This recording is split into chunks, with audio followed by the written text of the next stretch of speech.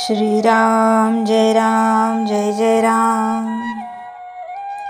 प्रपंचातील थोडी तरी चिकाटी भगवंतासाठी धरावी। लग्न करणे याला आपण सामान्यतः प्रपंच समजतो। लग्न ही फार पवित्र संस्था आहे। तिच्यामध्ये दोन जीवांचा उद्धार आहे। ज्याप्रमाणे गुरु आणि शिष्य यांचा संबंध असतो, म्हणजे दोघांचे मत एकच असते, त्याप्रमाणे पती आणि पत्नी यांचा संबंध असावा। पत्नी आपले सर्वस्व पतीला देते, यामध्येच खरे पवित्रपण आहे। लग्नाचा पवित्रपणा ज्यावेळी नाहीसा होईल, त्यावेळी आपल्या धर्माचा पायाच उखडला असे समजावे। आपली अशी समजूत आहे की लग्न केले तेव्हा सुख हे लागणारच। जे परमेश्वराने निर्माण केले ते माझ्या सुखासाठीच केले असे आपण म्हणतो। वास्तविक एकच वस्तू ठेवली आणि ती सर्वांना घ्यावी म्हटले तर सर्वच एकट्याच्या हाती कशी येईल? बायको म्हणते, मी माहेरी 16 वर्षे तपश्चर्या केली आणि आता यांच्या पदरात पडले, तेव्हा यांनी मला आता सुख द्यावे। पोरांना वाटते आमची इतकी पुण्याई म्हणून यांना इतका पगार झाला, तेव्हा यांनी नाही का आमचे लाड पुरवू? खरोखर सुखाकरिताच प्रत्येकाची धडपड चाललेली असते, परंतु खरे सुख कशात आहे हे कळून सुद्धा आपण डोळ्यांवर कातडे ओढून घ्यावे, त्याप्रमाणे तिकडे दुर्लक्ष करीत असतो।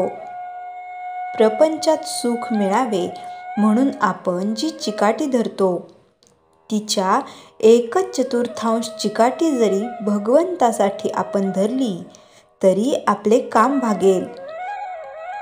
आनंदाच्या प्राप्तीसाठी आपण जे साधन आज करतो आहोत ते चुकीचे आहे। तात्पुरत्या सुखासाठी आपण आज धडपडत आहोत, त्यापासून दुःखच पदरात पडते। म्हणून तसे न करता चिरकाल टिकणाऱ्या सुखासाठी आपण काहीतरी साधन करावे। जगामध्ये प्रत्येक गोष्टीला बंधन आहे, प्रत्येकाचे नियम ठरलेले आहेत। त्या नियमांचे उल्लंघन करणे म्हणजे अनवस्था आणणे होय। त्याप्रमाणे कुटुंबामध्ये प्रत्येक माणसाचे कर्तव्य ठरलेले आहे। असे कर्तव्याचे वळण जिथे असते त्या घराला वळण आहे असे म्हणतात।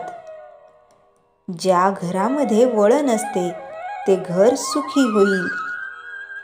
समजा आपण एक घर बांधले, त्यामध्ये दरवाजे केले, भिंतीला खिडक्या केल्या, तर आढ्याला झरोके केले।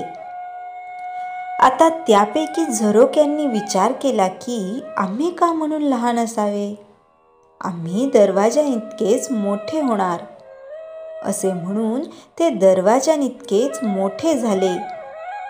खिडक्यांनीही तोच विचार केला आणि त्या सगळ्या दरवाजाइतक्या मोठ्या बनल्या।